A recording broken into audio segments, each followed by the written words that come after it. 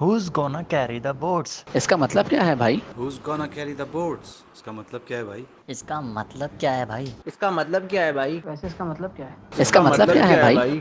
अगर आप मुझे इंस्टाग्राम पे फॉलो करते हैं तो मेरी बायो में लिखा हुआ है Who's gonna carry the boats? मुझे बहुत दफ़ा सवाल आया है कि भाईजान इसका मतलब क्या है? How is that even related to cricket? यार ये मेरा फेवरेट कोट है from one of the person that I look up to, David Goggins.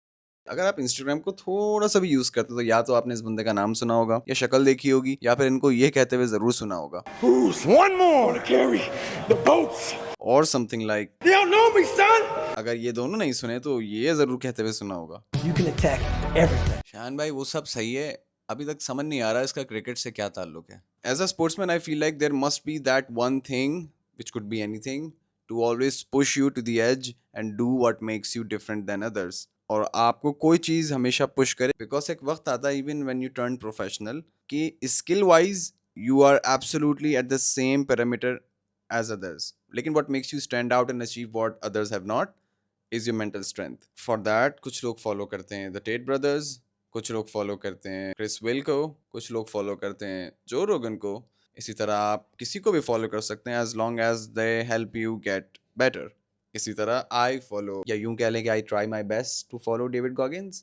वो सब ठीक है लेकिन अभी तक पता नहीं चला what does it mean to carry the boats. Mister Goggins एक फॉर्मर नेवी सील हैं और नेवी सील्स की ट्रेनिंग एक्सरसाइज होती है where they have to carry the boats from point A to point B.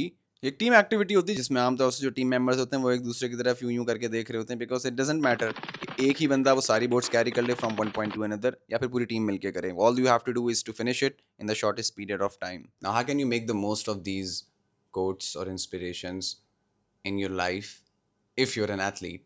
Training के बाद ज़रूरी नहीं है कि आपका दिल चाहे कि आप प्रैक्टिस करें. Champions are truly tested when they are tired. ये बात कोई बहुत एक्स्ट्रॉर्डनरी नहीं. वी ऑल नो कि जब हम फिजिकली टायर्ड होते हैं then we feel like कि यार that's all we have done with our body, ये हमारा 110% था, हम इससे ज़्यादा नहीं दे सकते. then जो आपके पास सिर्फ एक चीज़ आपको पुश करने के लिए रह जाती है वो है your mind. अगर आप एक एथलीट हैं तो आपने अपनी प्रैक्टिस की, प्रैक्टिस के बाद आपकी जो भी mobility running what ever it is आपको उसकी प्रैक्टिस अलग से करनी है but your body is now tired after the first practice session, जैसे कि मेरी यहाँ पे थी.